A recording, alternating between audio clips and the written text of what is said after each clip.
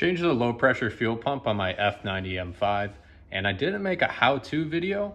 This is actually after the fact. I finished the job completely, but there were a couple things that gave me a hard time, and there doesn't seem to be any other how-to videos out there. So figured I'd make this just as a tips video. I'll talk through some of the things that gave me a hard time.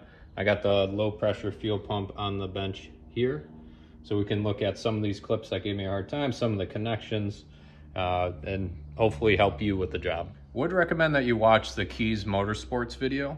I think he did a low pressure fuel pump on an F series, but that'll give you a general idea of what you need to do to prepare the car.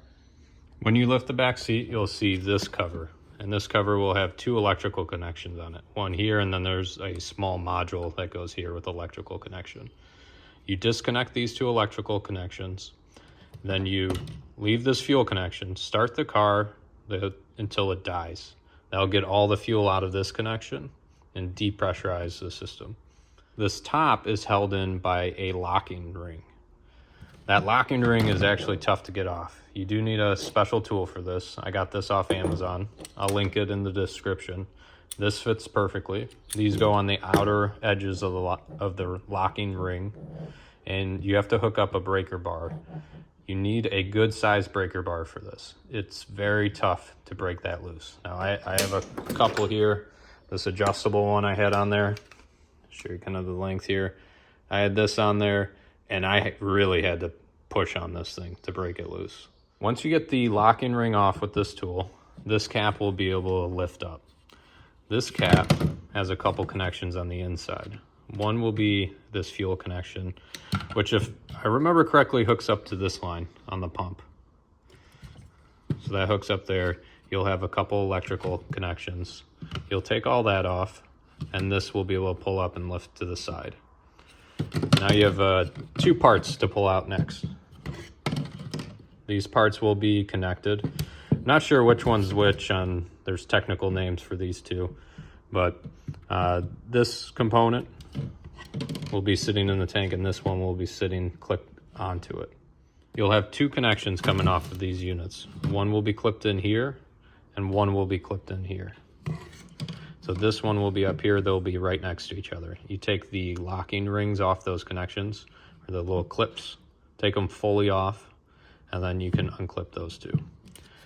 Next, you'll want to unclip this item from here. These two poles here go into these holes, and to unclip it, there's a small clip here. So you can unclip this and try to wiggle it out to the side for now. Before you try to pull this out of the tank, you need to unclip this guy and push it to the side. It will make your life easier to not try to pull this out before you deal with this component and getting this loose. This clip will be pushed down. Take your hand and pull it up.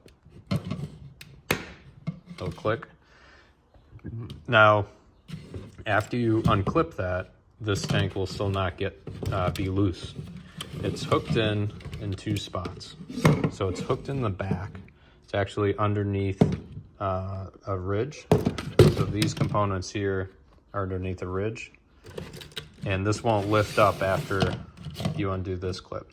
So you have to undo that clip, sort of push it back when you undo this, and be able to get this front part out, and then lift it out from the back underneath there'll be notches for these. So you'll undo this clip and put pressure going backwards, going that way, to get the front to lift up and get the back ridges out from the notches. Both these components are free to move around in the tank. Then you can begin pulling out this component. There'll be a zip tie you have to cut before you can do that, but when they're both free, you can pull out this component.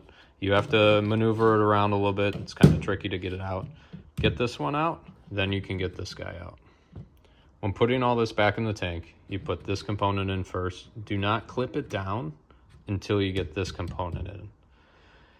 You want this to be able to move around freely and get pushed back in the tank to give yourself enough room to maneuver this guy around and get it into the tank. After you get these in the tank, I'd recommend trying to get this positioned on top of here where it clicks in. then move this whole thing into place. You might have to play around with that on how far you get this maneuver down to there versus how close you get this to where it clips in. When you try to clip this guy back in, you have to remember these notches. You have to go under the notches in the back and then push the front down and get it to clip in. Remember to push this clip down. Take a look at this clip a little bit more here. Can't remember if I had to do this, but you might need to push this tab in when you go to push this guy down. That might also happen when you push it into place. The little connection here might actually push that in for you. But if you can't push this down, take a look at this connection here. See if it needs to be pushed in. After you get this all into the tank and this position back on this unit, then you can begin connecting your lines again.